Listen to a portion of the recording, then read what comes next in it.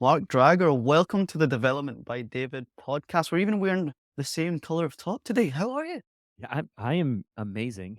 I feel so privileged to be here. Thank you, David. I'm privileged to have you. So I always start the podcast with this question. I'm sure you've heard me say it before, but in true D by D podcast style, who is Mark Drager today in 2022? Well, I'm an entrepreneur. I've run a business, a creative agency since 2006. I'm a husband. I've been with my wife for 22 years now. We've been married for 17. I'm a father. I have 4 kids, ranging from 8 years old to 16 years old. I'm a brand strategist and positioning expert. I help entrepreneurs and coaches and consultants, as well as their businesses, figure out how they need to look and what they need to say and how they need to make people feel in order to persuade them through their sales process. And yeah, I mean, I love motorcycles and dirt biking and working out. And how deep do you want to go? My favorite color is orange. And like, we can keep going here. I love it, Mark. Define for me, please, the term creative agency. We might have seen as a population or as a listenership, we might have seen this too. The term creative agency thrown around perhaps on Instagram or on careers websites. What does that actually mean? Yeah, what a great question. It's a catch-all because it's so hard to explain. When you're an agency, there are ad agencies, there's marketing agencies, there's branding agencies, there's performance-based like advertising performance-based agencies, there's media agencies. Essentially, I started in 2006 as a video production company. Now, back in 2006, when I started, I was 23 years old, so just a little bit younger than you are today. My wife and I had just been married. We had just had our first daughter. And because I had gone to film school and I was working in a kind of a corporate environment helping them make videos, when I decided that I wanted to start my own company, I went to film school, I made videos. It made sense for me to start a company that helped people make videos. But back then, there was none of this like creative. First of all, uh, Facebook was just like I had just signed up for Facebook. Twitter didn't exist. MySpace was the thing. YouTube existed, but they only had like 2-minute videos on them. Google hadn't purchased it yet. We shot everything on tape. Like this is how old it is. Like we had to buy mini DV tapes and they would hold 42 minutes of footage and we had to digitize the footage and we had to upload it because people still had dial-up internet. We had to like compress things with flash and like a totally different world. But what started as video production, as I grew, as I got better, I realized, oh, we're really more like a communications company who happens to make video. And then as social media grows, it's like, oh, we're actually a marketing company who happens to make video. And a few years in, 7, 10 years in, we're a multi-million dollar company. I have a team. We're getting bigger and bigger projects. We're doing television campaigns and we're working with the NBA and we're doing radio commercials. And at that point, it's like, well, we're not a video company and we're not a communications company. We're not a marketing. Oh, we're like an agency. But we were never really like an advertising agency like Mad Men, where you're like sitting around drinking scotch and pitching ideas and trying to win the car company because we were still this tiny little team and we were so focused on making stuff. And at a certain point, my client kept introducing us, our clients kept introducing us to their senior team as like, these are the creatives. These are the creative guys. These are the creative people, the creative women. And I always took the most pride in our strategy, like really doing effective work. You're going to give us money, right? Like you're going to give us money and we're going to spend those dollars the very best way we can for you. And we're going to give you something back. But the easiest way to explain a creative agency these days is we're creative people who make stuff for you, right? If you're a home builder, you're going to be someone who builds homes, right? If you're an accountant, you're going to be someone who does accounting. As a creative agency, it's like you're going to come to us. We're more than graphic designers. We're more than copywriters. We're more than people who are going to, go out and shoot video or photography or what have you. But we're more than just a branding company. But we're also not like an ad agency who's trying to win Pepsi as a client, and do all of this stuff and go to con and win awards and all like so it's so hard to explain because there's so many different versions, but that's my version of a creative agency.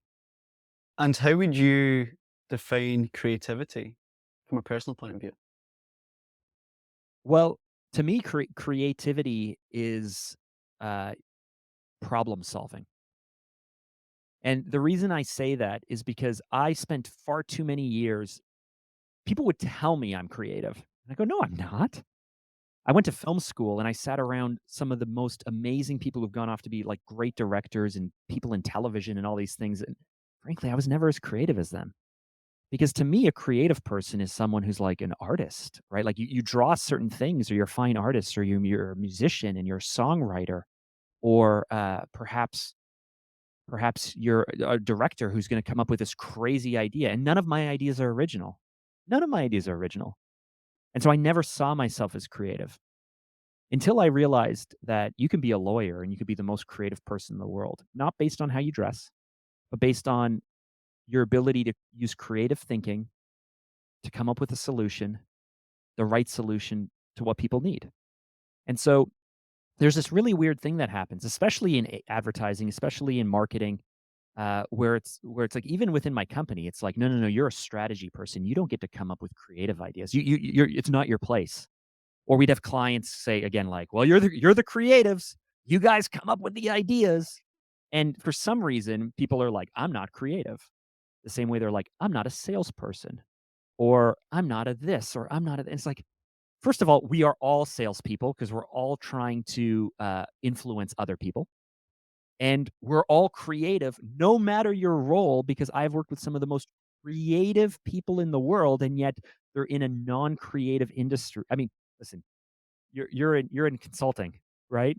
I think most people on the outside would think, well, what's creative about that? And yet you are hired to come up with solutions and look at problems in different ways. And that's why you're being brought in. So I think that problem solving and the ability to come up with a solution that's different than what's out there is the best form of creativity. I absolutely love that, and what I loved about your personal reflections or stories is that you said that I didn't come up with original ideas, as if creativity is only defined by original ideas, but if you really think about it, not many ideas are actually original. Whether No, uh, no ideas are original anymore, are they? 100%. I think creativity is taking the truth and somewhat bending and personalizing it to solve a problem, and I think you're the embodiment of that for sure, Mark. I heard Tom Bilyeu from Impact Theory. I'm not sure if our listeners are familiar with It Tom, will but be. but I heard him once explain his process for prepping for an interview. And as a podcast host myself, as someone who spends basically most of my time trying to pull out of the people I work with, like, what is the goals, what are the objectives, what's the vision, what have you. I'm always interested in how people prep for these things. And he said that he basically deep dives on people, doesn't take any notes, but he deep dives on people, and then later he comes back and he journals the moments, the thoughts, the ideas, the stories that pop out in his head upon reflection. And if they've stuck, there must be something interesting there. And that's kind of cool. But the next thing he said, I was like, oh, and he said, I'm a synthesizer of information. And I was like, that's what I do. My version of creativity, and really what makes me so extraordinary, and I'm not trying to brag, but what's allowed me to be in business and build a multi-million dollar company and be the host of a podcast and be a great entrepreneur is I always thought of creativity as the original idea, which I always could not come up with, which I always fell short of, which I would love until I found out, oh, someone else is doing the exact same thing. It must not be creative or original enough. And I realized, oh, I'm a synthesizer. I like love learning and I love absorbing information. I love asking people questions. And for some reason, it swirls around in my brain.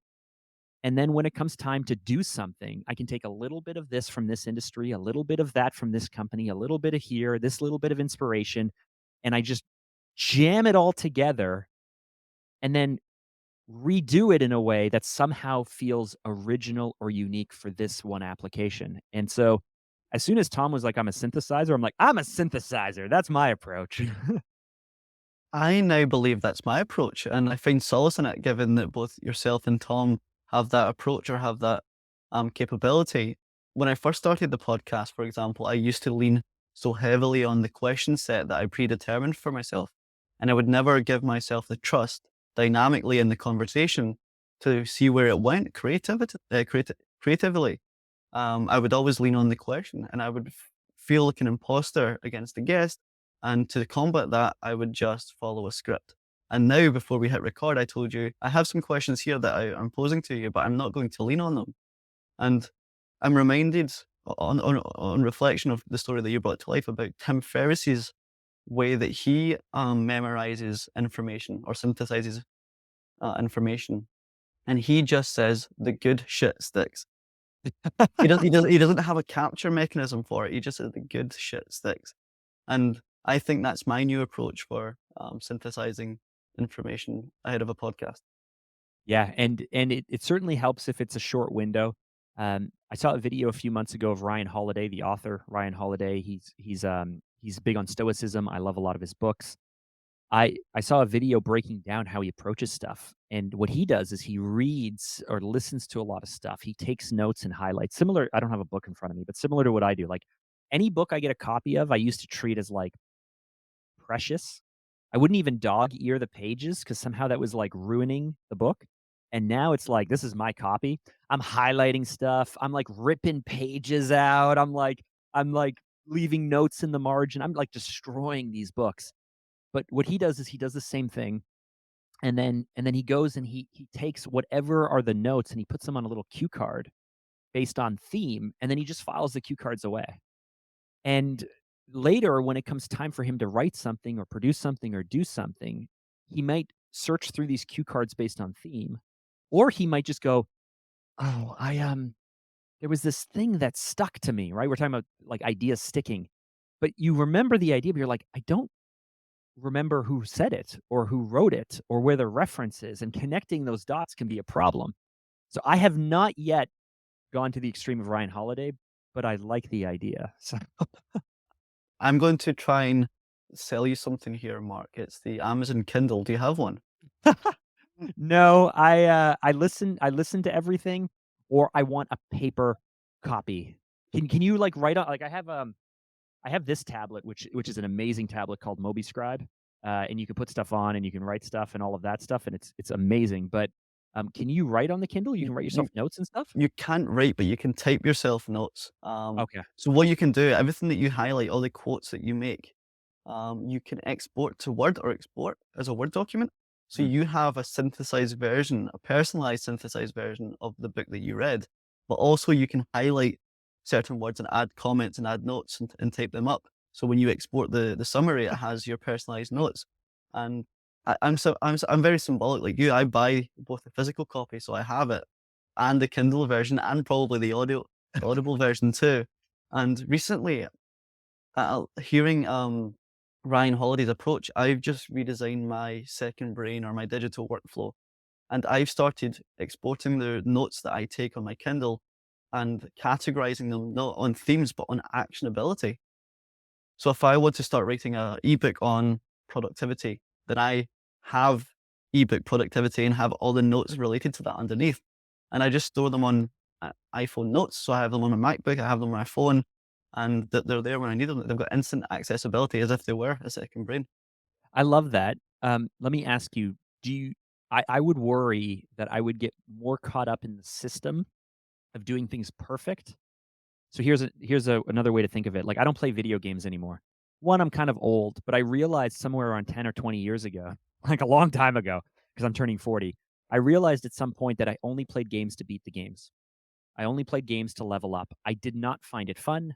I didn't find it relaxing. I didn't enjoy the stories. I would just sit there and grind through so that way I can be like, good, I did it. And your system reminds me a bit of games where I think I would get more caught up in making sure that like, okay, I'm taking the note and the note's going here. And it's like, and I'm doing the system properly. And I would get more focused on the system than what the system is supposed to represent, which is an easy way to recall information on demand. Do you find yourself spending more time making the system second brain work? Or are you actually going back to it and getting the value out of it, which is easy recall? I'd say probably the latter. Okay. Only because Bravo. Good for you. I'm embracing this curve. I'm only new to this new process, so perhaps in 2 3 weeks I'll have another answer. But what I find most useful, Mark, is just by having any system, whether it's digital or physical, by having a system and a process, it takes away the decision fatigue. It takes away the friction for me to start reading a new book because I know what I need to do if I find something useful, or if I'm starting a new project based on the actionability notes that I have. I know that there's less friction between me starting and doing that because there's a set process where everything goes, everything's organized, so there's less decision fatigue. And I guess you have the same thing with your tablet that you have there. You have a system in which you capture notes, and I think by tip to the listeners, by having any system or process probably enhances the lubrication between you and starting a task or a project or whatever else. Yeah, that's really interesting. And for me, books, at this point in my life, it I don't seek them out to try and squeeze. It used to bother me that I would learn these things, like these life-changing systems and tools and ideas and concepts. And then I know a few months later, as I'm busy learning something else, like something's coming in and something's going out. And it used to bother me to like have this like absolutely mind-bending idea or moment, and yet I know I won't be able to retain it forever. I know at a certain point I'm gonna kind of like if you asked me, man search for meaning, to recount the parts that are most meaningful, I could only speak at a high level because even though I've worked through the book twice, it's been about a year since I've worked through it. And I can give you a recount as to why it's important. But I know there are these moments, these stories, these lessons, these elements, these studies or whatever, where it's like, I wish I could just recall it on demand. And so I used to be really bothered by the idea that as I learned more and more, I somehow forgot more and more. And now I use books. I think the way that most people use podcasts or music, I use it to put myself in this in the right frame of mind. And so if I'm feeling like I'm getting away from my purpose, or I'm not showing up for my team or my family members the way that I might want to, I might go to something like A Man's Search for Meaning. I might go to Five Regrets of the Dying by Bonnie Ware. I might go to Extreme Ownership by Jocko, which is this amazing book. Whereas if I feel like I'm not pushing myself hard enough or aggressive enough or setting high enough ideas that I want to be able to work towards, I would go to, It Takes What It Takes by Trevor Moawad. Or, like, I have these books that each one have somehow impacted me. I might look at, Phil Jackson, 11 rings. He's the NBA coach for the Chicago Bulls and for the LA Lakers, and it's an amazing book. Uh, I might go to George Mumford, the Mindful Athlete.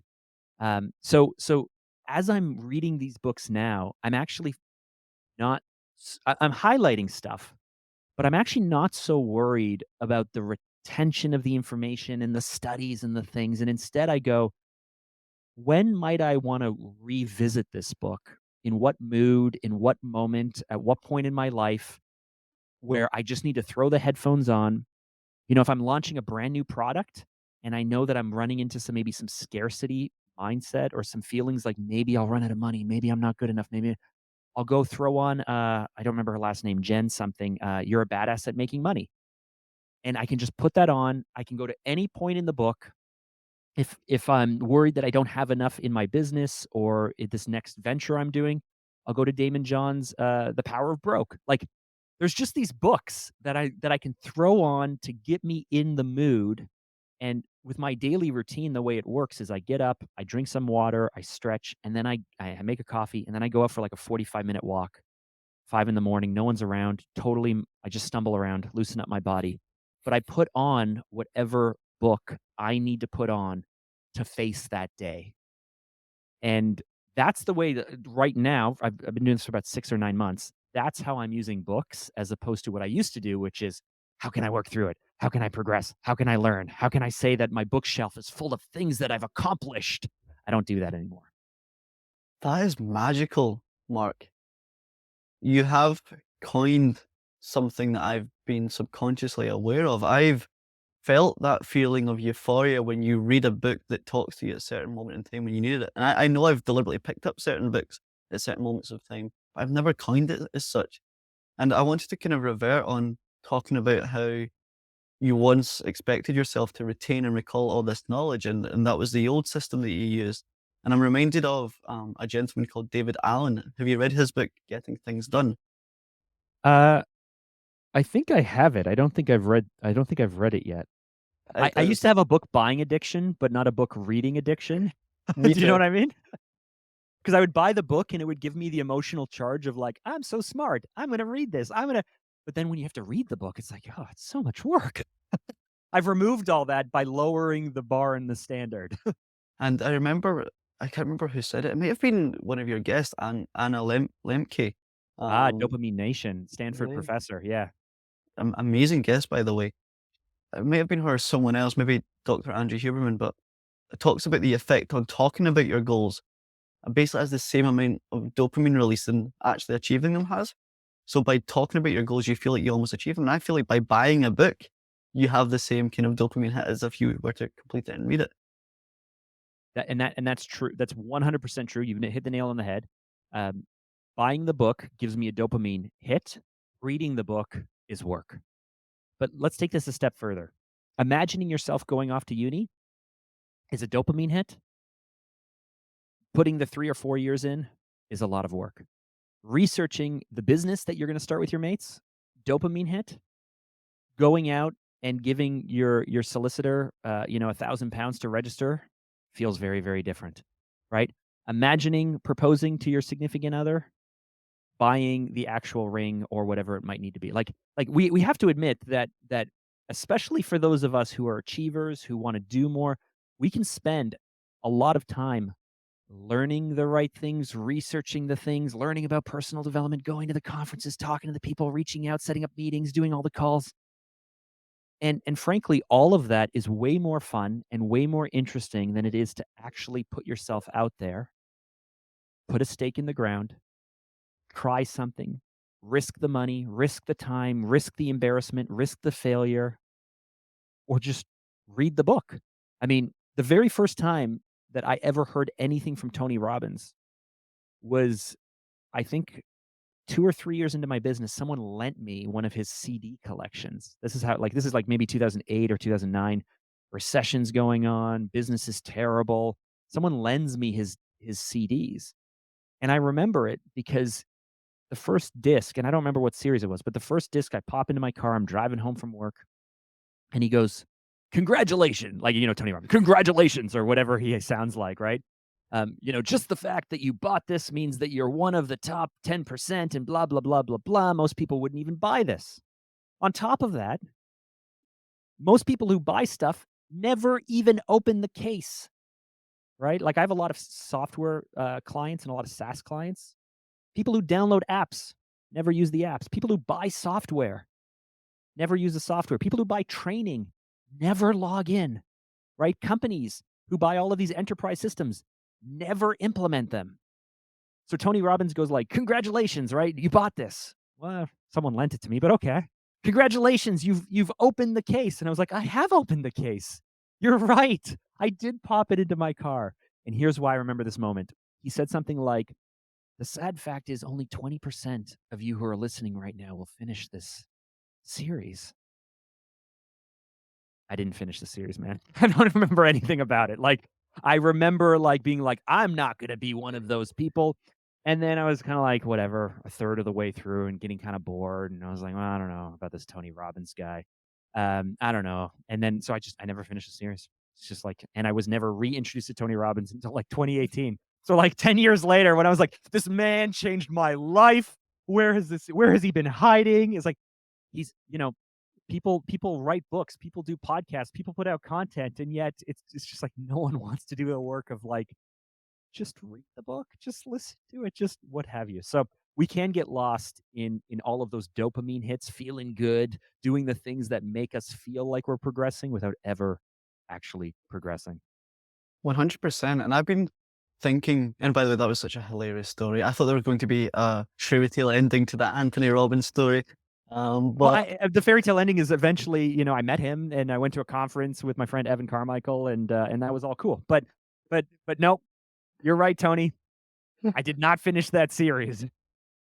well, Tony, if you're listening, please forgive him. Yeah, yeah, we're cool. It's okay.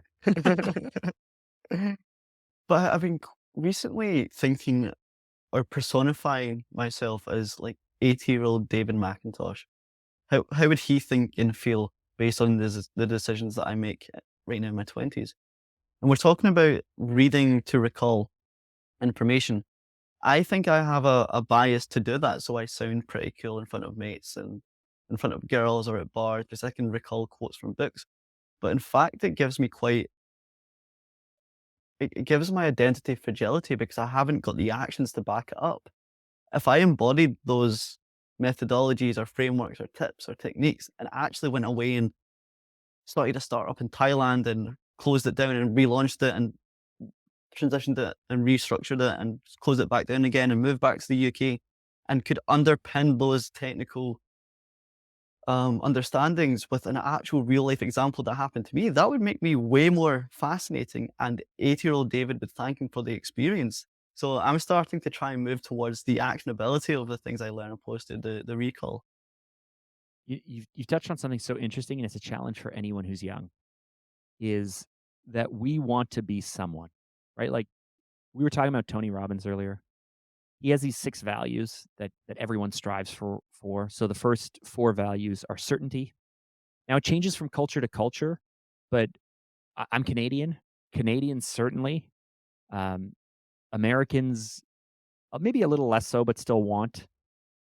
Europeans, you better believe it, right? Like we want certainty. We want to know that we're in control, or if we're going to do this, it's going to work. We want certainty. The second thing is we like uncertainty, right? If we had to eat the same thing every single day, although I like doing that, but if we had to eat the same thing every single day, we would want a bit of variety, right? Um, they say that variety is the spice of life, right?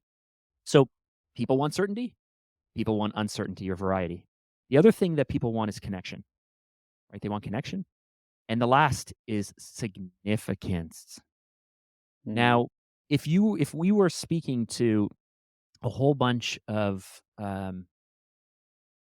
people, maybe in nursing, government workers, lawyers, accountants, administrative people, there's certain industries, certain people who like certainty, right? So they're going into a field because they might say, you know what, it's better to go work at a government job where I'm a guaranteed a salary and a pension than it is to step out on my own and risk everything, right? So they have a high value for certainty. As entrepreneurs, as people who want to be something and make something happen and be in the spotlight and have control or whatever, everyone wants to be significant, but we really want to be significant. Now, here's the challenge that we all face is if you're younger, you just want to do work that matters, right? Like you want to be someone. You want to know that if you're going to spend your time on it, you're going to be really good at it. You're going to progress at it. You're going to be accomplished. You're going to be an achiever. You're going to make money. You're going to be seen. You're going to have a career path. Whatever it is, right? That's all significance. Everything that's driving that need is significance. It's one of my greatest needs, which I struggle with, are certainty and significance. Those are the things I love. Most entrepreneurs want those things. As you mentioned, to actually be significant to the people that matter, you have to go out there and actually do it. You can't just say you did it. You can't just show up and look the part. You have to put in the work.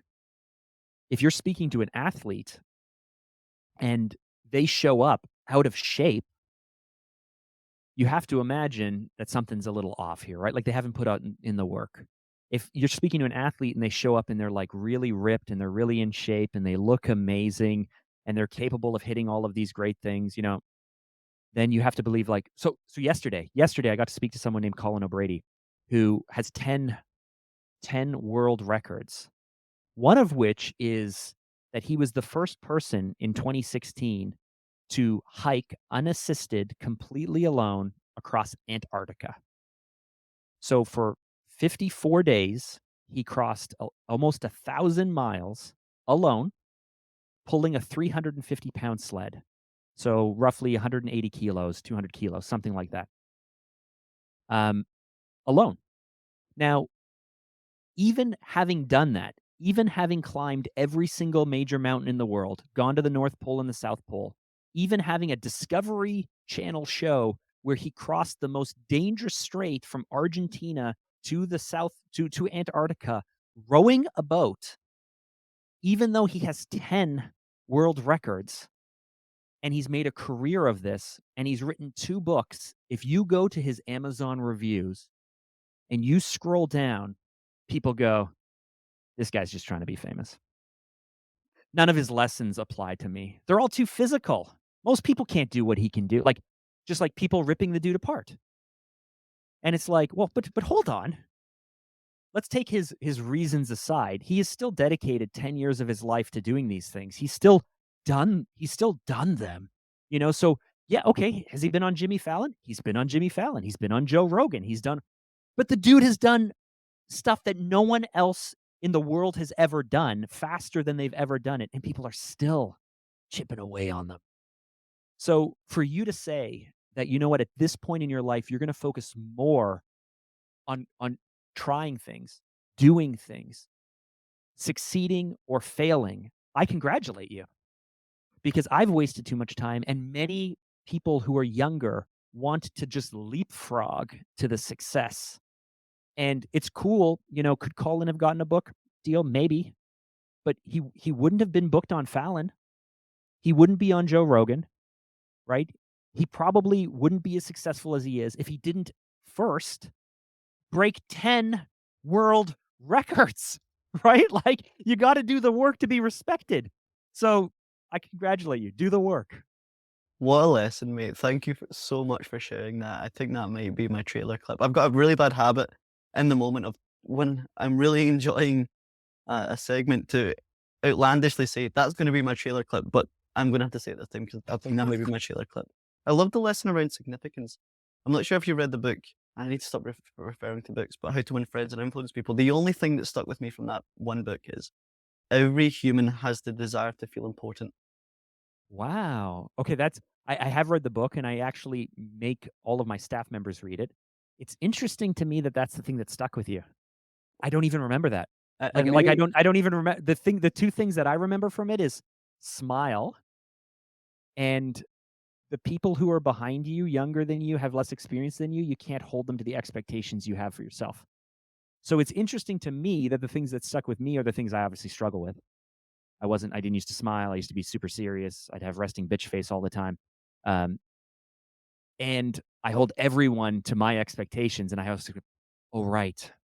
My 11-year-old son doesn't have the same experiences I have, right? Like, do you know what I mean? And me and my wife have to be like, oh, when we got a dog, I'm not a dog person. We got a puppy and we got a dog. And my wife keeps saying, Mark, he's a dog. And I'm like, "Yeah, but he should know this and he should be," and she's like, "Mark, he's a dog. Like, it's a dog. How can you have human expectations on this dog?"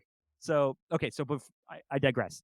The thing that stuck with you is the desire to feel important, okay. 100%. And I guess I love the kind of lesson that you brought to life, how that book spoke to you in a different way than it's obviously spoke to me because we pulled different memories from it.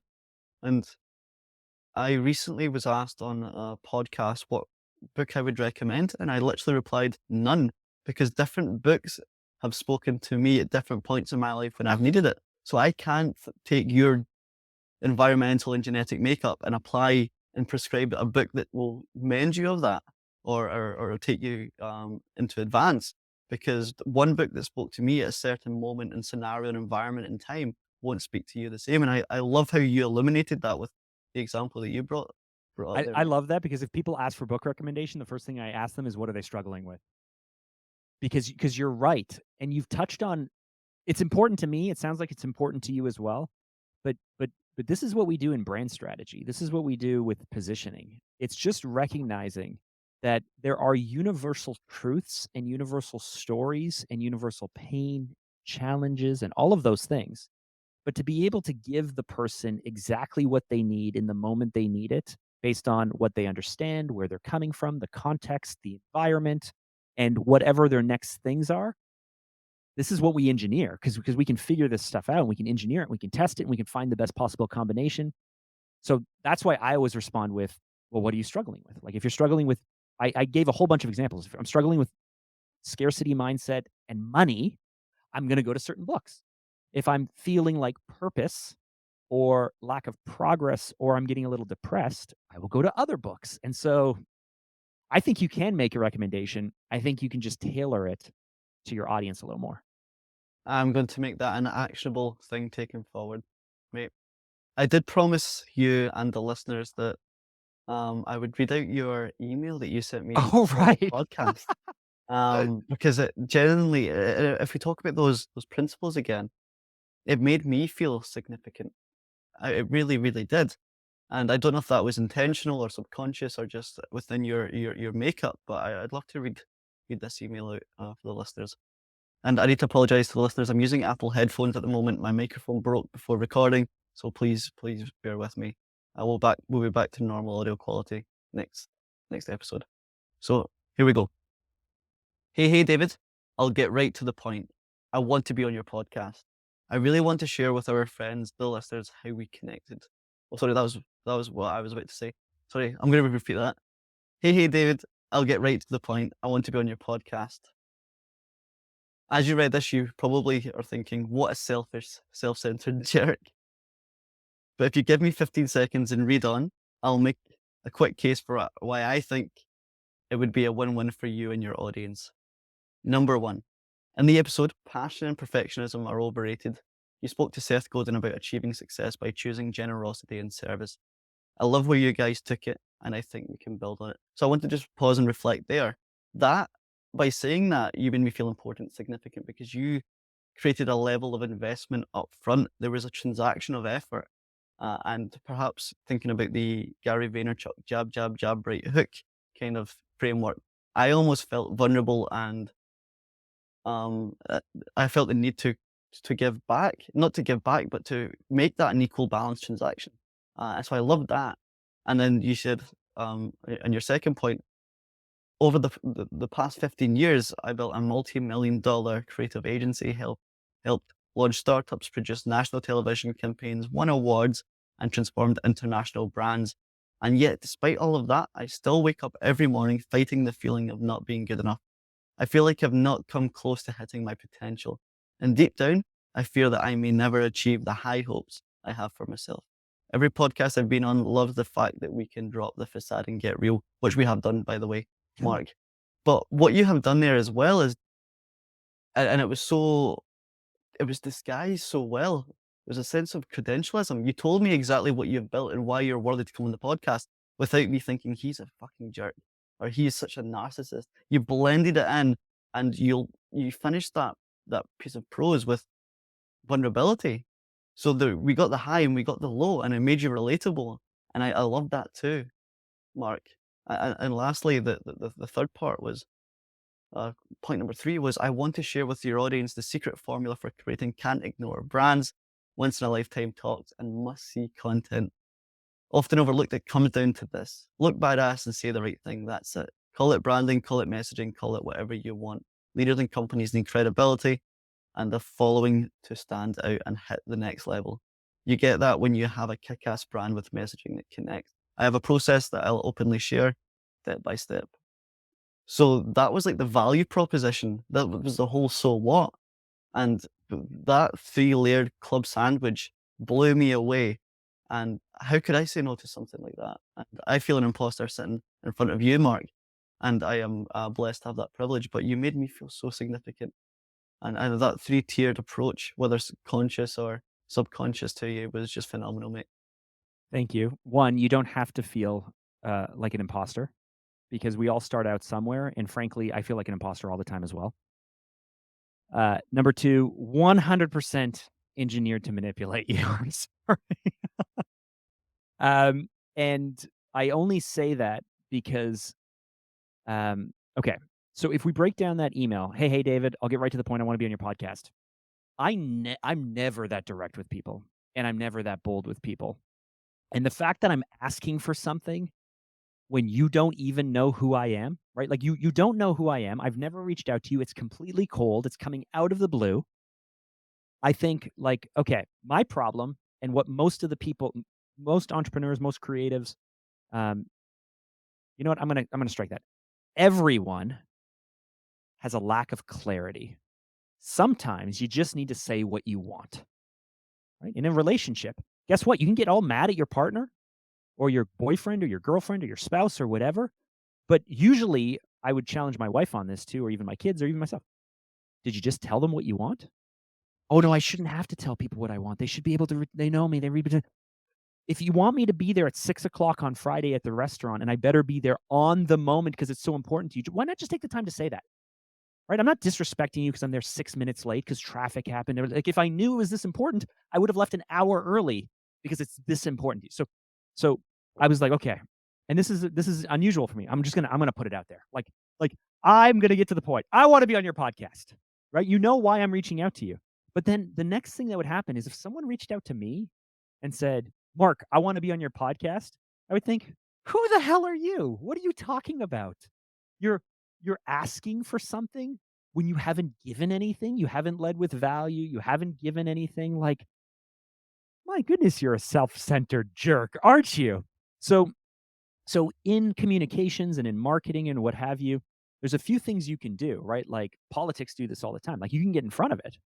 So rather than me allow you to even stop for a moment and go, "Who the fuck is this guy think he is?"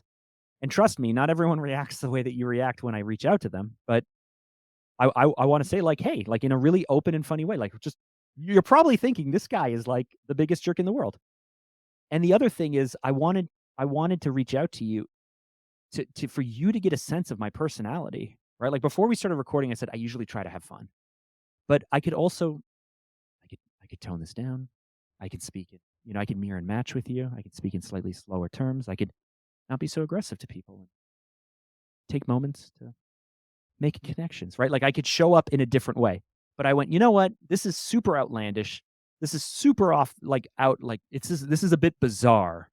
Cool. Gonna get people's attention. Gonna just tell them what they want. And frankly, if you get to that point and you're like, this guy is a buffoon.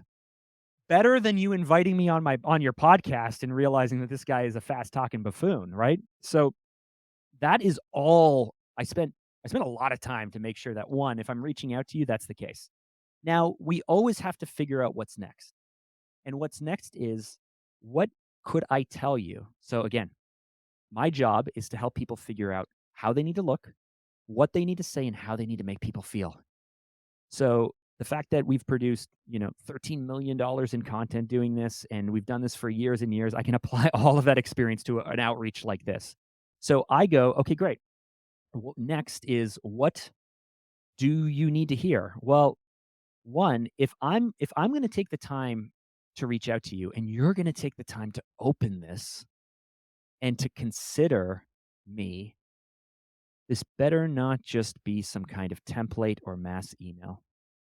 And the reason I say that is because I've hired lots and lots and lots of people. And through the recruitment process, there is nothing more annoying to me than for me to see that someone didn't even take the time to learn about us, to figure out if there's a fit. Like you really want this, and yet you're not gonna take the time to even get to know if it's a good fit or not. So, me and my team, we look through a lot of stuff, we listen to a lot of stuff, we shortlist a lot of stuff, we have conversations as to whether we think we're a fit or not based on audience, based on topic, based on tone, based on guest or sorry, the host. And I want you to know, like, we really took the time, and I could say all of those things, but the easiest way to do it is to go is for me to take the time to go like, "Hey, I think there's a really good fit based on this one thing, and I think we can continue the conversation." Now, more often than not, if I'm reaching out to someone or being on their podcast, they never circle back around on it. Like, we talked about passion and perfectionism overrated.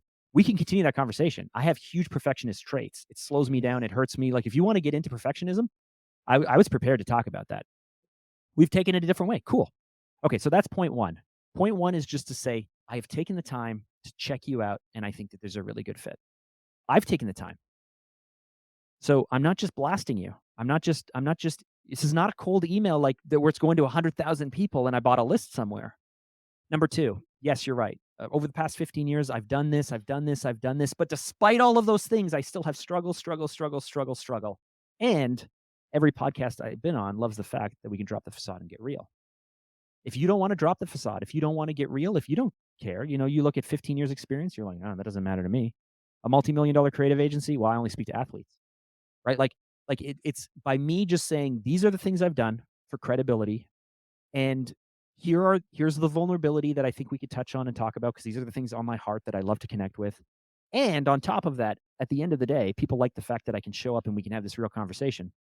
If you don't like any of that stuff, then I'm disqualified, and that's awesome.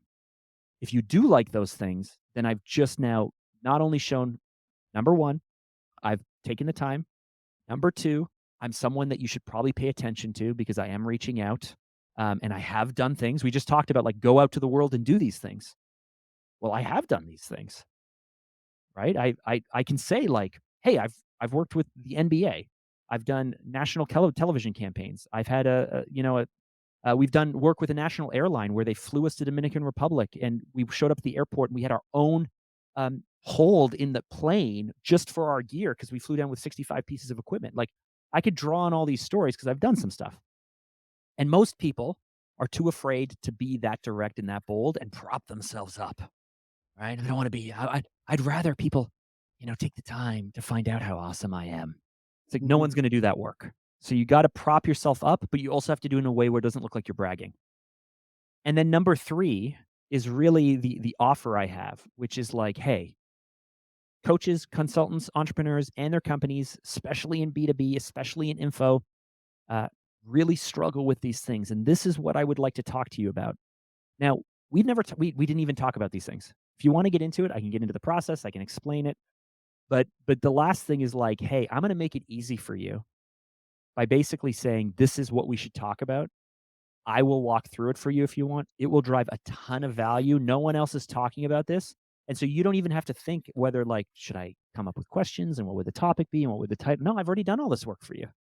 Right? So that's all baked in. And then the last line, which you haven't read, which is important, is I've been podcasting for 7 years. Credibility piece, right?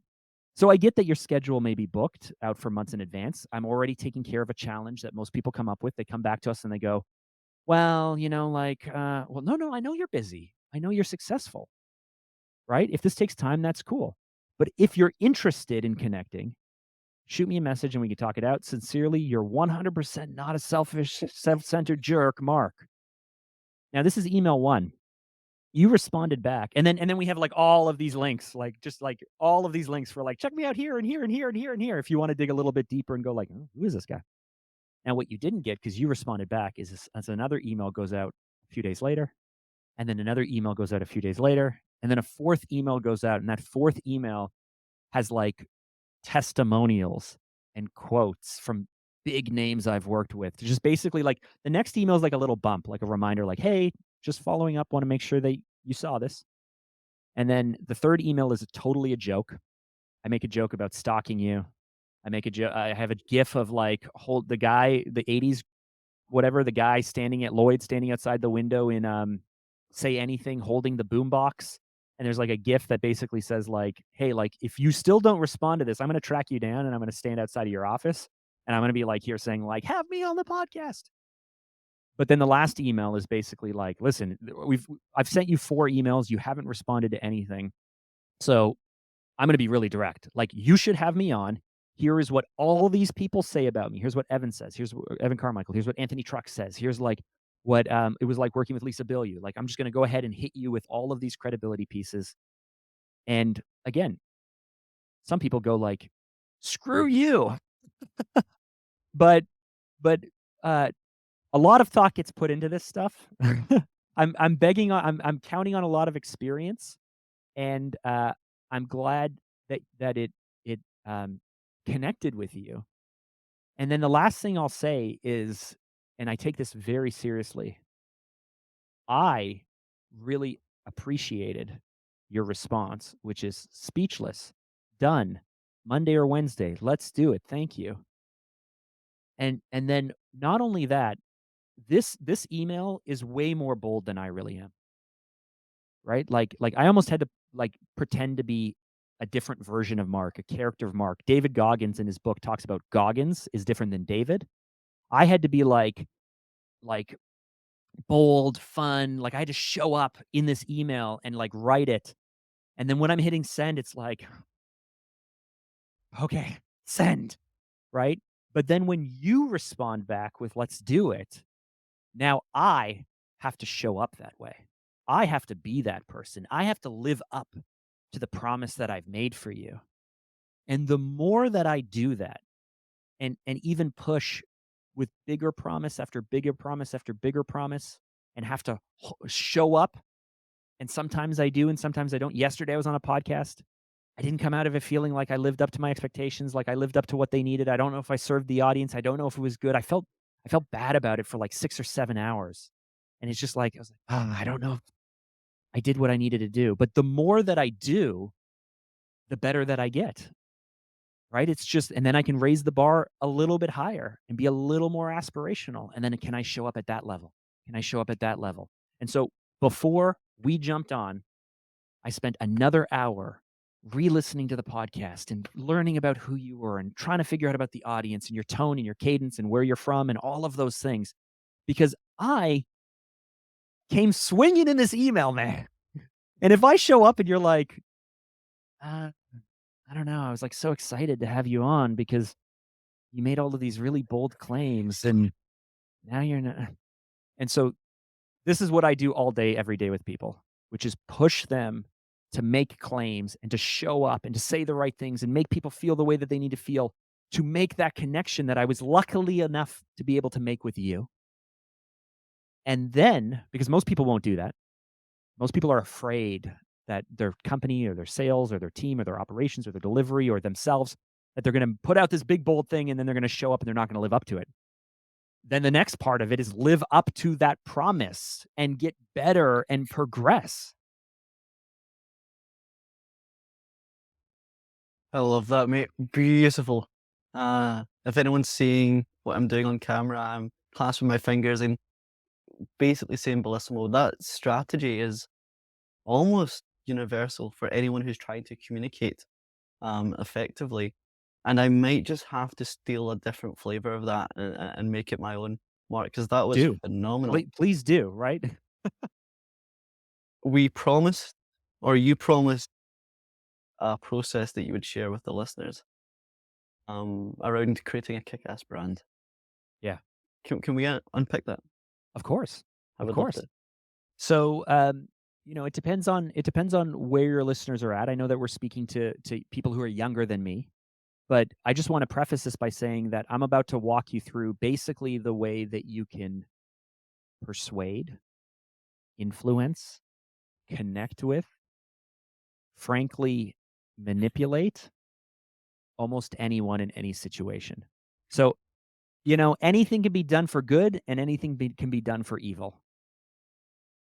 But this is not I'm gonna explain it in the context of advertising and marketing and sales and that type of world, but this can be I I gave a speech at my brother's wedding on just this Saturday that passed. I went through this process to give a speech.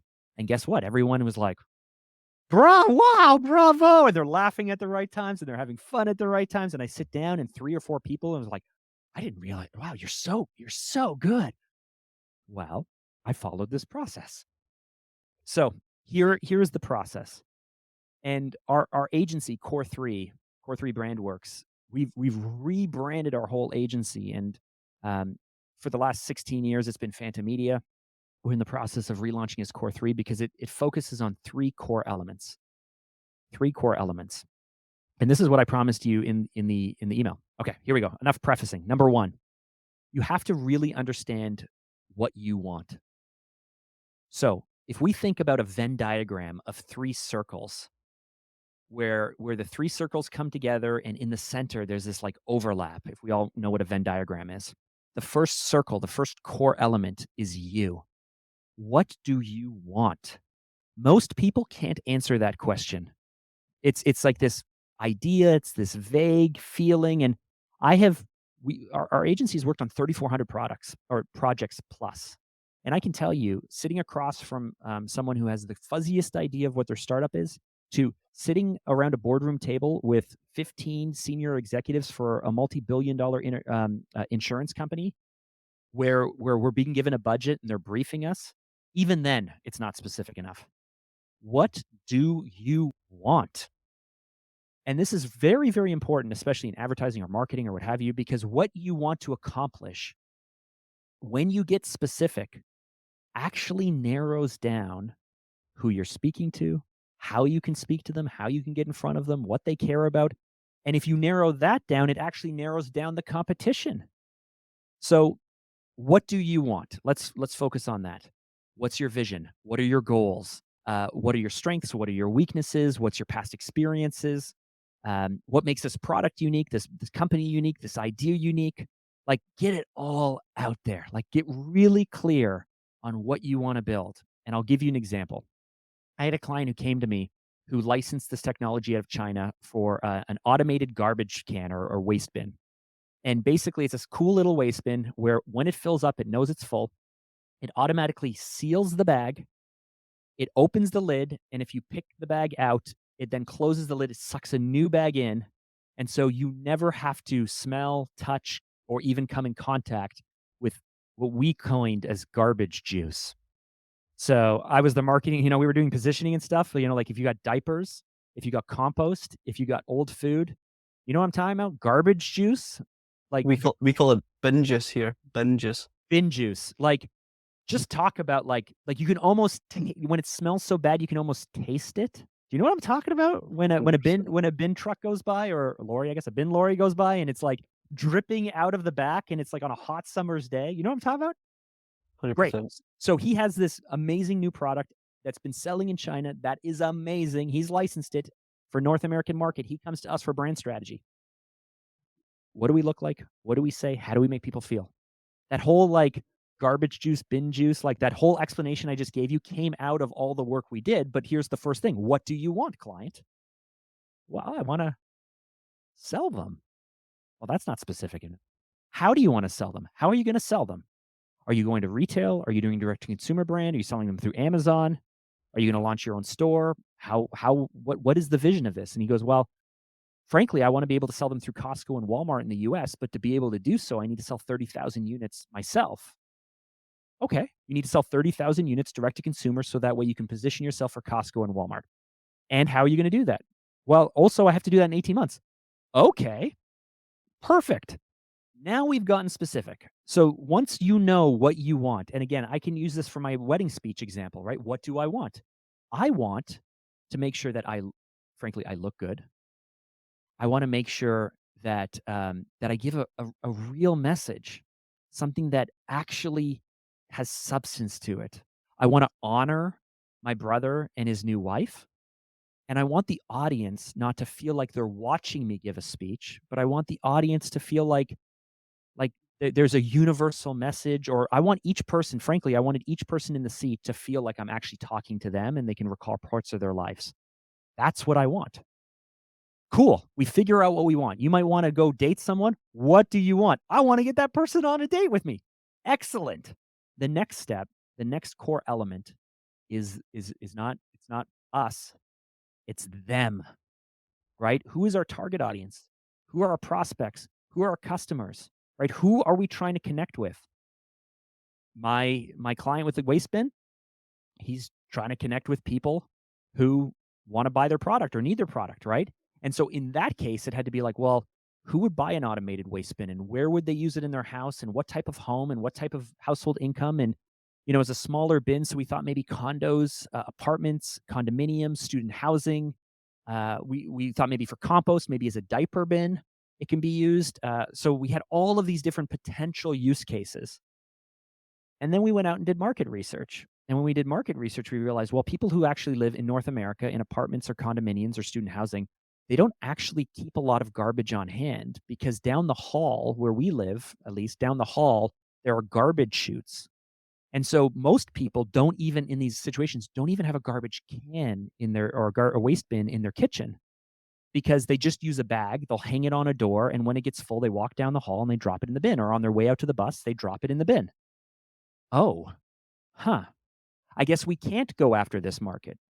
And then we looked at the people who live out in the country.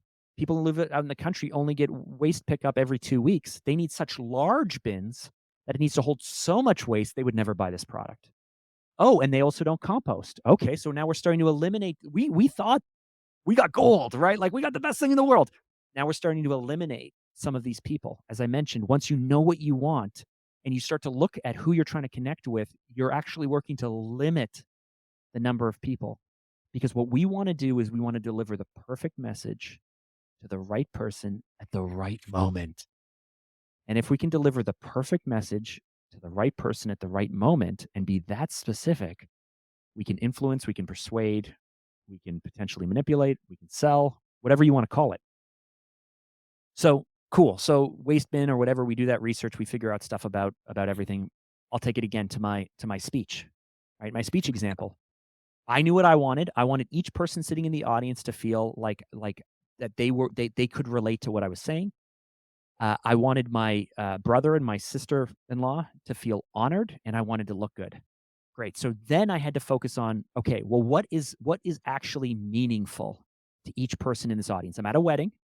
People are often a little more sentimental, right? They're often looking. I know that I'm one of 4 speeches that's being given, and that'll be the next part, which is the competition. But I know that I'm one of 4 speeches that's being given. I don't want to say something that someone else will say. I don't want to say something generic. And frankly, it was like, okay, how do I make this meaningful? So I thought, what's the most important thing I can do? I can actually share. I can make this moment significant. I can make this moment important. If I make this moment that we're sharing, even with you, right? Like even with the email I did to you, if I can make this moment feel unique and different and significant and important, it raises I don't know, it raises the importance in the room, like, we are witnessing something. You ever watch a match? You know, World Cup is happening and awesome, you know, like, your favorite team happens to be in World Cup, and it's the final 5 minutes, and they're about to add extra time, and you can almost win like, there's a moment that you're sharing, and maybe for years to come, you'll tell people, I witnessed that," or, "I was at that match," or, like, there's a moment. I wanted to create that moment. So knowing my audience, what do I have to say? And I started thinking about my wife and my own relationship and my own things. And I worked through a message that I thought was really important. And then the last step for this now, so we know what we want, we know what our audience needs to hear. The last step is you look at the competition or the market, right? With the waste bin, lots of people sell waste bins. There's a company called, iRobot, and there's people who sell automated waste bins, and there's lots of people buying Rubbermaid sells them, and it could be really cheap. And what would our price point be? And should we sell on Amazon or direct to consumer? And what's happening in the market? Who else is out there? What do they charge? How are they marketing? How are they getting customers? What are they saying? What are they promising? What returns do they have? Right? Like, you look at the market. For this wedding speech, I knew that I would be one little moment in a sequence of events that happens that day, right? We all get to the church. There's the wedding. We relocate to the Golf and Country Club. There's an hour of drinks. My brother-in-law, actually gives the opening speech because he's the best man. Then there's some music playing. I know that I'm coming. I know that I'm coming when the salad is being served. Okay, so I think about this moment, and I think about what my brother-in-law might speak about and what the other people who are giving speeches might say, because I don't want to say the same thing as them. And so I actually ended up giving this really weird speech because I actually thought, okay, so what will make this moment significant? What will honor them? What will be a universal theme? And on top of that, what would I say that's different than everyone else? And so I realized I was nervous the week leading up to this because I just gave you all of these things I'm thinking about, right? Like, all these crazy things I'm thinking about. Well, let me tell you, that raises the bar pretty high, right? Writing a bold speech and then having to live up to that bold speech, I was really nervous. Why am I nervous? Well, this is the first big event I've been to post pandemic. Okay. Okay. I can talk about that. But what else happened during the pandemic? Well, my brother and my sister in law were supposed to get married in 2020, but they had to put the wedding off for 2 years. Huh. I wonder what happened in their relationship. What happened with my wife and my kids over lockdown and pandemic? We were forced to be isolated. We were forced to spend time together. Well, what was happening in the bigger picture? Spousal abuse went up. Divorces went up. All these negative things happened. I know what I'm going to do. In this wedding speech, I'm going to talk about all the bullshit we were forced to go through and how terrible it was. Right? Like, yeah, that's weird. I can guarantee you no one else is gonna talk about this. Talking about the pandemic and how horrible it was, no one else is gonna do that. And on top of that, every single person in the audience is gonna be able to nod their head and say, "Yeah." Like it was this universal thing we all went through, right? Everyone's gonna be able to say, like, "Yeah, that was horrible. That was terrible. Oh man, that was the worst." But I'm also here to give a wedding speech, right? So I realize I'm nervous. I realize it's from the pandemic. I realize that relationships were tested like no other time during the thing. But here's what I also know. I also know that my relationship with my wife is stronger today than it was before the pandemic because it forced us to actually come together. So how is it that it forced me to come together with my wife and we're stronger now and yet some people divorced? How is it that the pandemic forced me to look at my life, my choices, my purpose, the things that I do and value, and now I feel more in control and like I've gone the right way, and yet other people are more unhappy than ever? And I decided to use that moment as the basis for the speech. And so I'm the dude who stands up and goes like, "I'm a little bit nervous. And I'm nervous for these reasons. I'm just gonna put it out there." And I think it's because of the fact that this is a pandemic and it's the first time we're getting together. And as I was thinking about this more, I thought, hey, that pandemic. Yeah. And I even made a joke. I was like, yeah, yeah. When I mentioned the pandemic, did you just tighten up a little bit? Did you just feel like, ooh, I'm a little bit uncomfortable? Did you just go like, why the hell is this guy standing up in the middle of a wedding speech talking about the pandemic? Right. I'm trying to get in front of all the things they could be feeling and thinking to try and eliminate that stuff. Right. I'm trying to bring them in. I'm trying to create a moment that is just me and them. And then the last thing I did was I just tried to honor my brother and my sister and basically say, or my brother and my sister-in-law, I should say, and basically just hope that what I'm saying is true, which is, and I believe it's true, which is that pandemic tested a lot of relationships. And guess what? A bunch of people didn't make it. And yet, a different group of people did. A bunch of people questioned where they are in life and what they're doing and their purpose and how life should be. And they feel worse than ever. And yet, a bunch of other people tested in the same situations have gotten better. Here's what I know. Ryan, Jen, you guys were supposed to get married 2 years ago.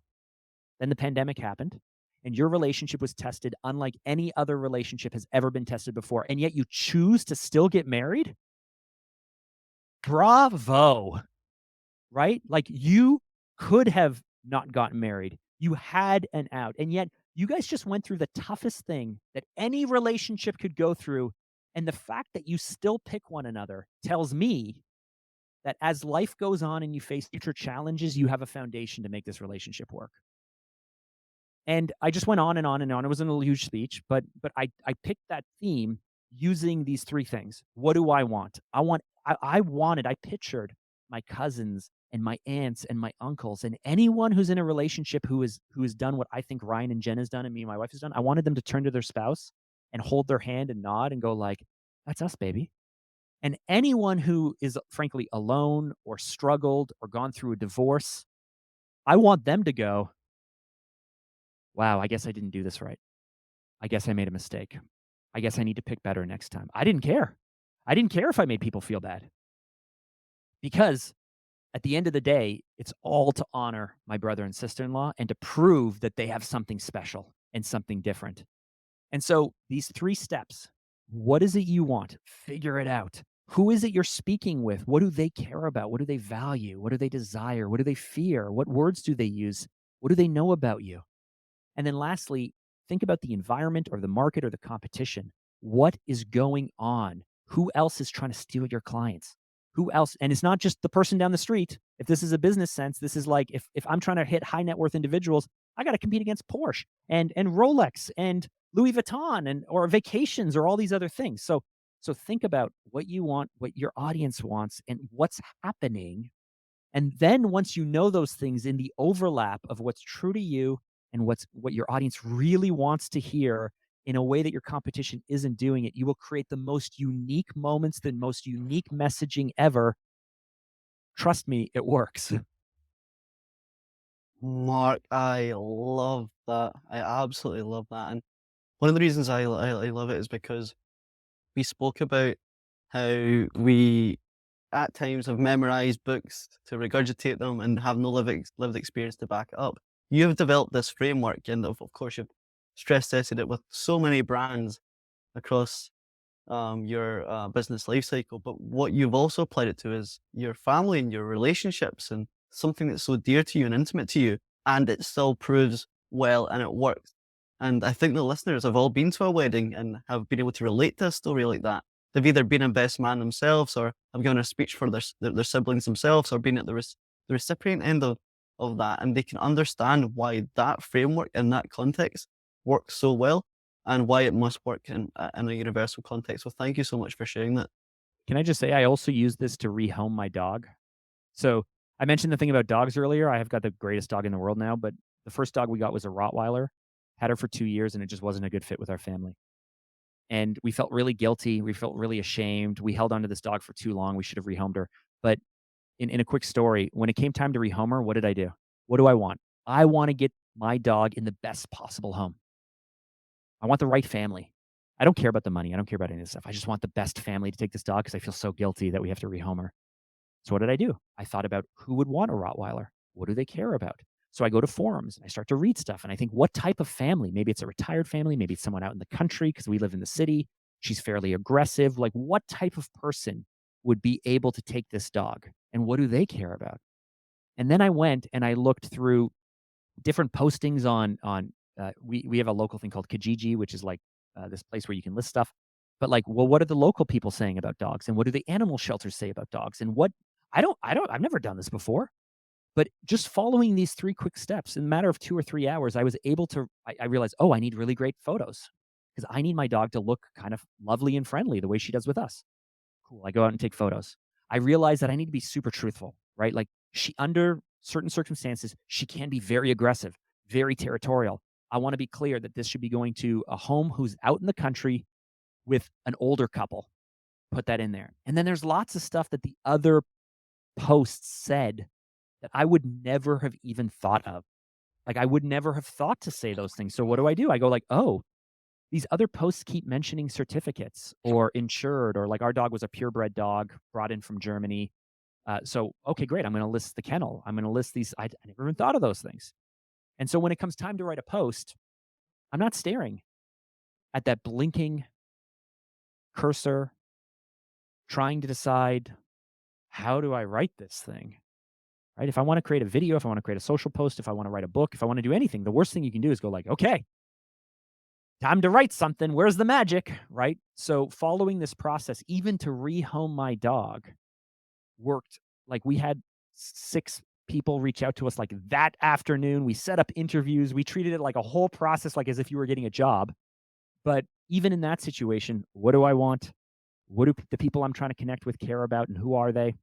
And then ultimately, like, I just learned a bunch of stuff from looking at the market and the competition so that way I could not only fit in, but then stand out.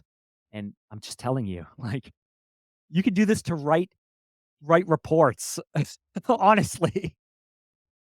I think the listeners will notice a sheer shift in my content moving forward, whether it's the show notes for the podcast or captions for reels or anything in between.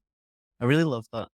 Can an individual use that same process to develop a personal brand on Instagram? 100%. So our agency, we help entrepreneurs, coaches, and consultants on the personal branding side. So that's thought leaders, that's personal branding, that's for maybe for lead generation, or maybe they just want additional exposure to build an audience. And then we also use this process on the company side, mostly within B2B and direct to consumer, but you can use this process for anything at all. You need to give a presentation. You need to, again, you want to ask someone out. Let's run that scenario, right? You want to ask someone out.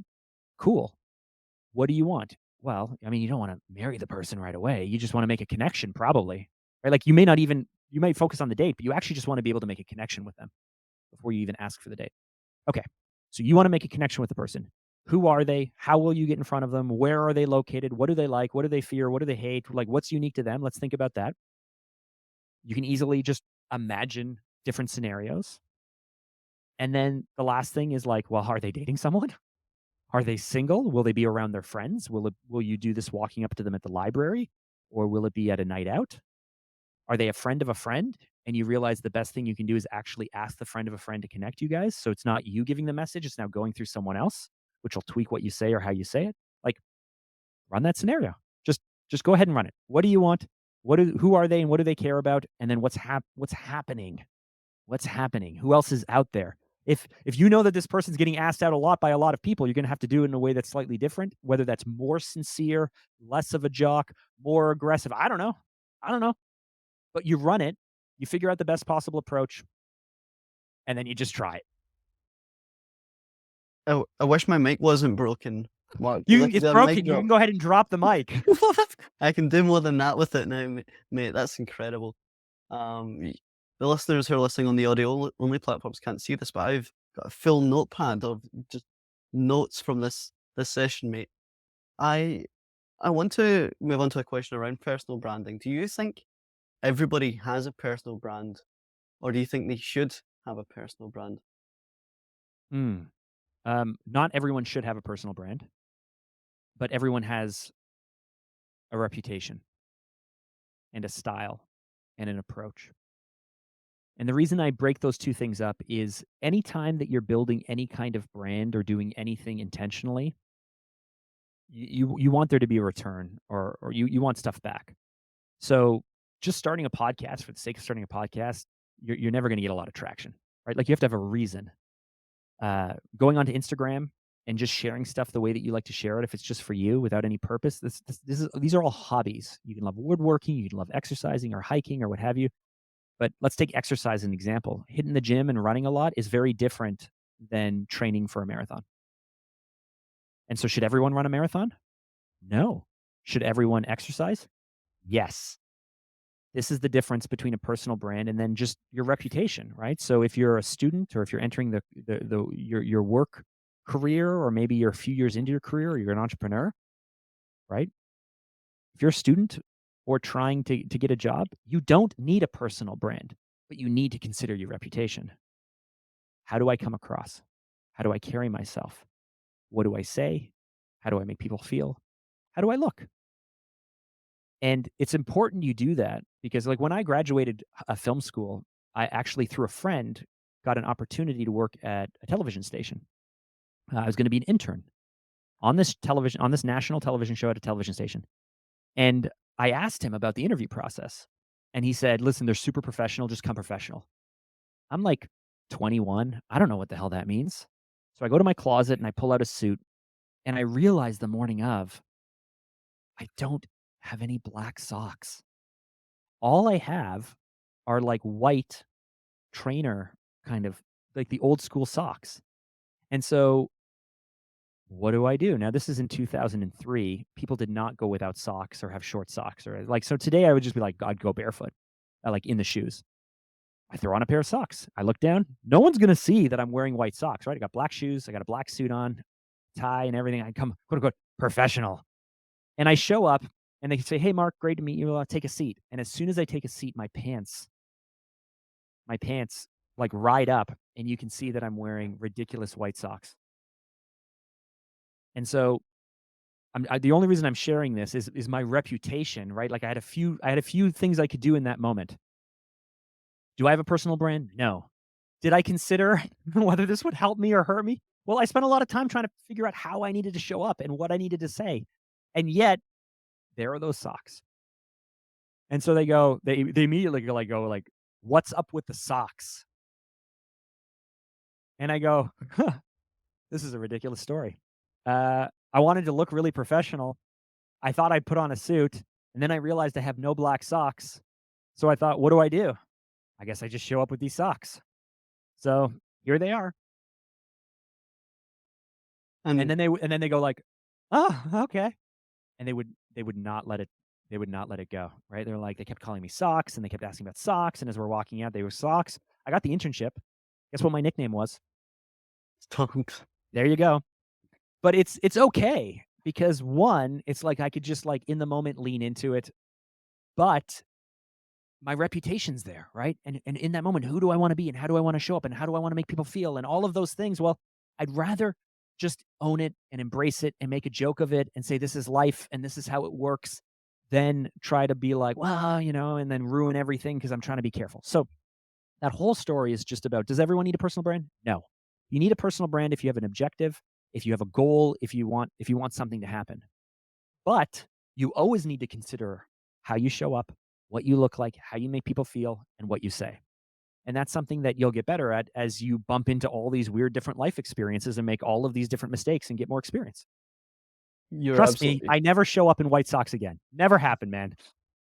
Oh, you're absolutely phenomenal, Mark. One thing that I want to allude on to as my last question is it's weird how these conversations take a majestic dance from the beginning of the song to the end of the song, and they just naturally gravitate and move the way they do. When we talk about the sock story, how you were perceived by those around you at that internship interview, I wanted to make reference to your weight loss, and how laser eye surgery Yeah. caused you to lose 70 pounds essentially.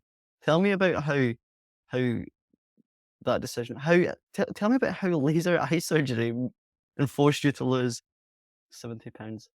So I used to have terrible vision.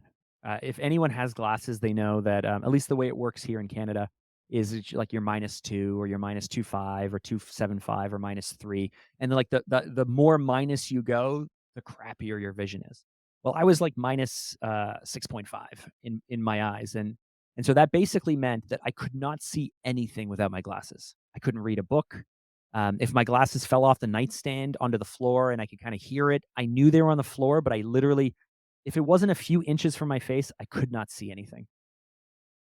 And I didn't like this. I've had this dream for probably 2 decades now of riding across America on a motorcycle because there's these dirt courses, there's these dirt tracks where you can spend 40 days going from one ocean to the other ocean only on dirt. And so I heard of this transatlantic trail. I've always thought about it, and I always thought one day I'm going to do this. Even talked to my son about it. Um, Now, as part of me like becoming the person who can take 40 days off and go do this stuff, I think, well, I gotta gotta get better at dirt biking.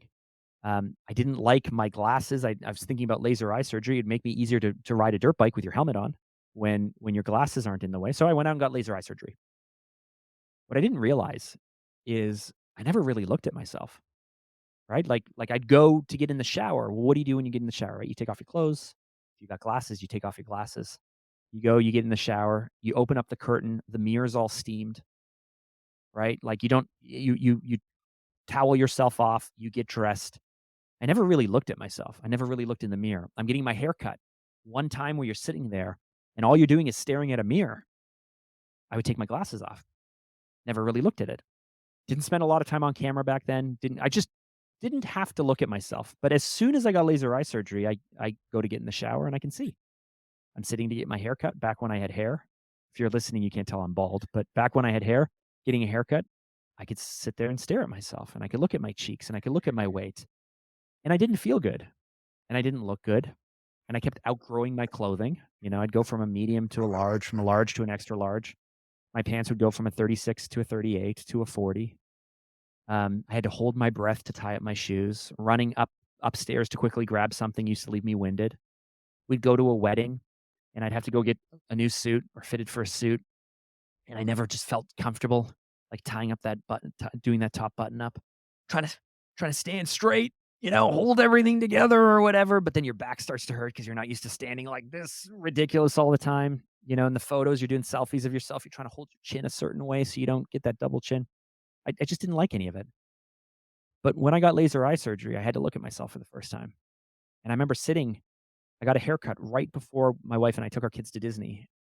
And I was sitting looking at myself and I realized that like when I get heavier, because I do fluctuate my weight a lot, when I get heavier, my cheeks kind of get a little puffier, my eyelids get a little heavier, and suddenly like everything about me just gets super round. And I was like, I don't like this look. And then we go off to Disney and we're walking around for a bunch of days and taking photos. And every single photo, I'm like, I don't look good. So now I don't feel good and I don't look good and I'm not proud of who I am and I don't have much confidence.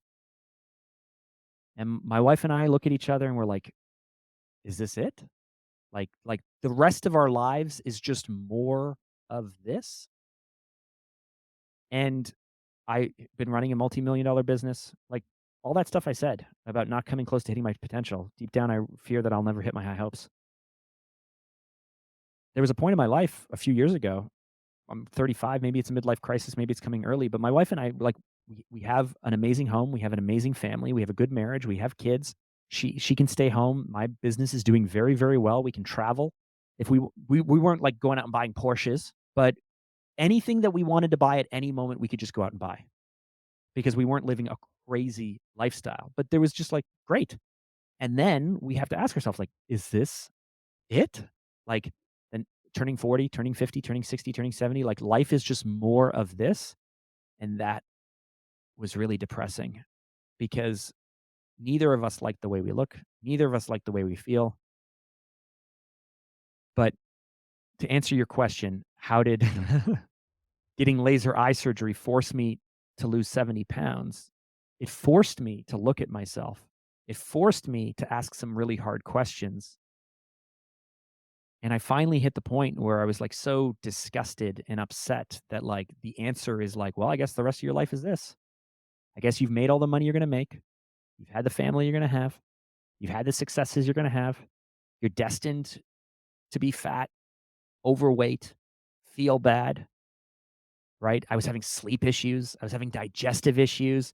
My dad's on medication and he's like, "Oh, you're going to have to go on medication soon." My grandfather died at the age of 32, never having met his grandkids, and I'm thinking like, this is it?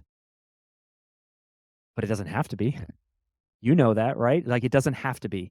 And so things got bad enough that finally it was like, it doesn't have to be. And so I just started with like, I just need to lose weight.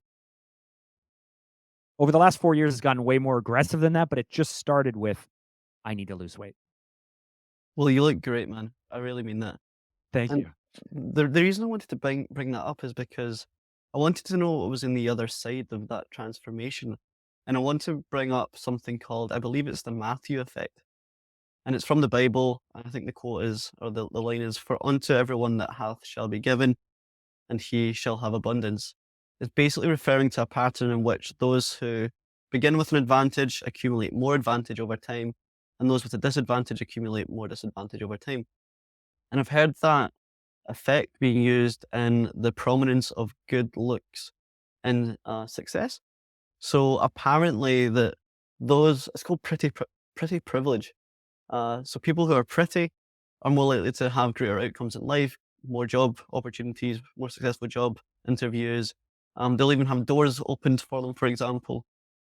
By improving your image and therefore your own self image, did that create a catalyst in newfound growth in other aspects of your life?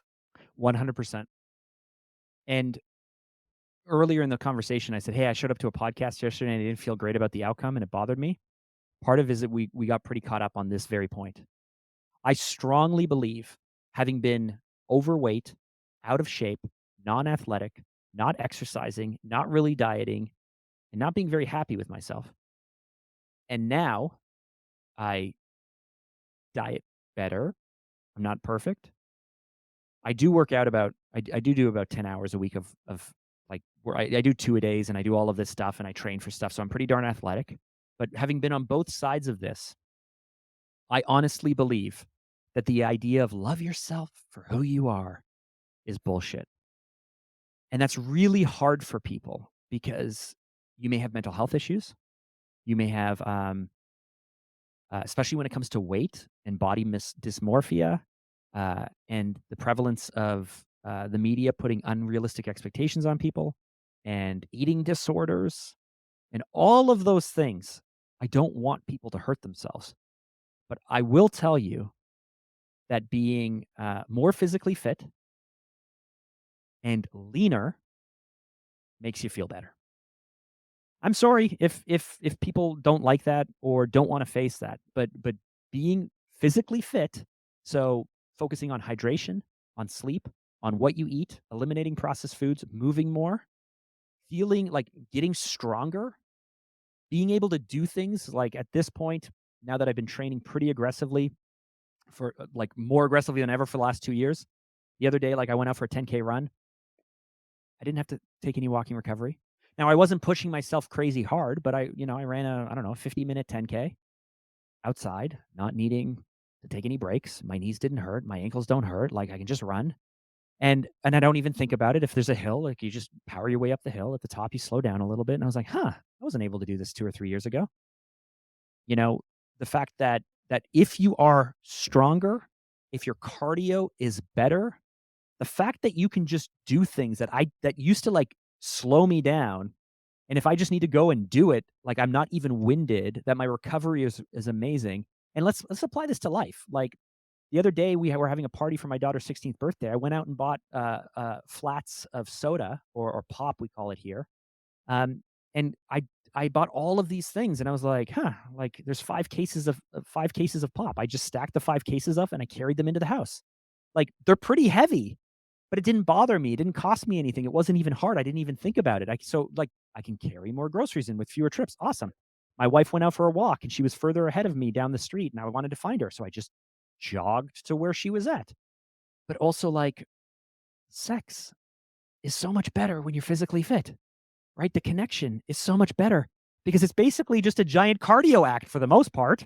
So, like, there's all these areas of your life that will improve aside from, like, just physically, aside from the not having to rely as much on medication as you get older, not having the inflammation that you need to have, not having your energy go up and down throughout the day.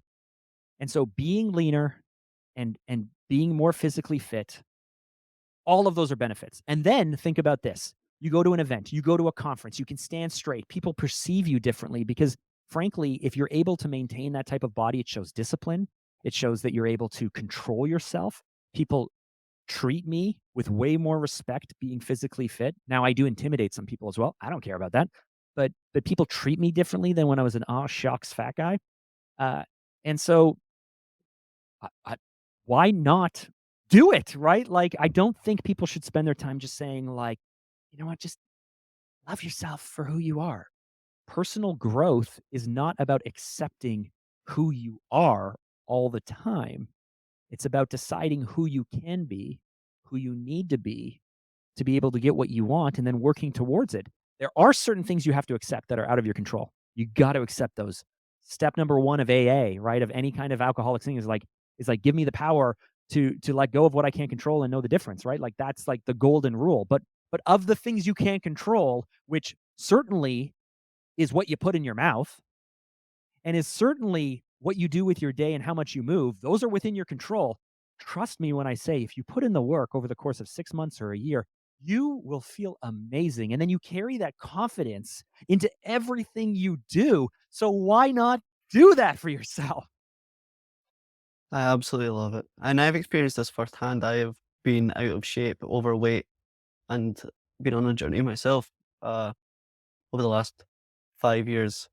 And I've reaped the rewards of it. And I love the perception bias that you brought up. If people look at you and conceive that you're well muscled or in great shape or you're lean, they know that you have dedicated to to, to some level of continuous improvement. No one who's in great shape, despite great genetics, does it without any sort of physical regimen or discipline. So vicariously, it presents so many unconscious biases, which is fascinating. And I think you spoke about other successes in your life, like a multi-million dollar business. You can't buy health or fitness. It's very democratic to some degree as well. And I also think it's the lowest bar to entry. You just need to start walking a bit more or eating less or making more informed decisions. And lastly, for me, it's important because doing any sort of cardiovascular activity, it puts you in a different level of consciousness. When you're running or sprinting or boxing, you're not thinking the way we are right now when we're placid and communicating. And also by doing the exercise, you get dopamine, but by adding an extra 1.25 kilos onto the bar or running a little bit faster, you get serotonin because you've achieved something. So you get dopamine and serotonin. And for that reason, it improves mental health, I believe. So thank you for illuminating that. A few things. One, and I wish I learned this when I was much younger, but we all wait for people to do the stuff for us. Everyone's like waiting, hoping that someone will take care of our problems for us. But no one can give pride and no one can give confidence. It has to be earned. And the only way that I've seen to earn it and maintain it because you can have a one-off, right? You can be really proud of something you did once, but that disappears. The efficacy of remembering and recalling that fades in time. But continue exercising continuously continues to make me proud. I join different challenges. I run Spartan races now. I do different things. And I have these moments where it's like, I'm going to make it harder for myself. Why? Because on the other, like, I've spent more time in the last year crying on the treadmill than any other area of my life.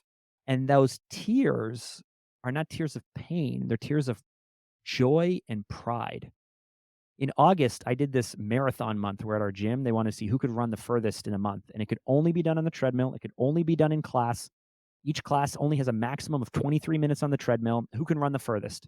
And it was a really tough competition because halfway through my sciatica kicked in and I could barely walk. And I was on bed rest, except I would go to the gym and run 2 miles and I would like just limp along and then I could barely walk out and I'd have to be back on bed rest. But after all of that work and all of that effort and going every single day, and it was super competitive against me and another woman. In the month of August, I ran 80 miles, and in all of those conditions and all of those things. And the last day, when we're counting down for the last few minutes, and I know it's right to the wire because this woman beside me is running like hell, and we're competing against each other. And I realize whether I win or lose, I just did something that was frankly a little bit crazy. Running with a nerve condition and my legs are going numb and being able to show up every day and do my absolute best on that day based off of how I felt. I cried. I'm crying on the treadmill. I'm thinking about, I can't believe you did this, Mark. I can't believe you did this. This is amazing. And to your point, yes, in business, success is important. There's all these other areas of your life, but with exercise, you can see these gains faster and more continually than any other area in my experience of life. 100%. And what a message to end up on.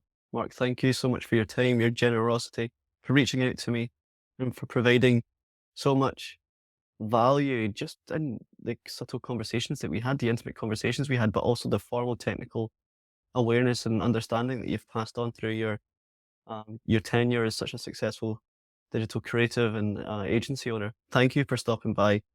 If people want to get in contact with you and consume more of your stuff, which I'm almost certain they will because I'm absolutely hooked, where can they find you, mate? If you want to check out the podcast, We Do Hard Things. It's a podcast for entrepreneurs and creatives. Head over to YouTube. You can at my name, Mark Drager. That's Drager. Or if you want to connect with me on Instagram, one-on-one, drop me a DM. It's just me. You can tell me a takeaway. You can ask me a question. I will answer. Those are the best two platforms to find our stuff. Let's stay connected, mate. I love this.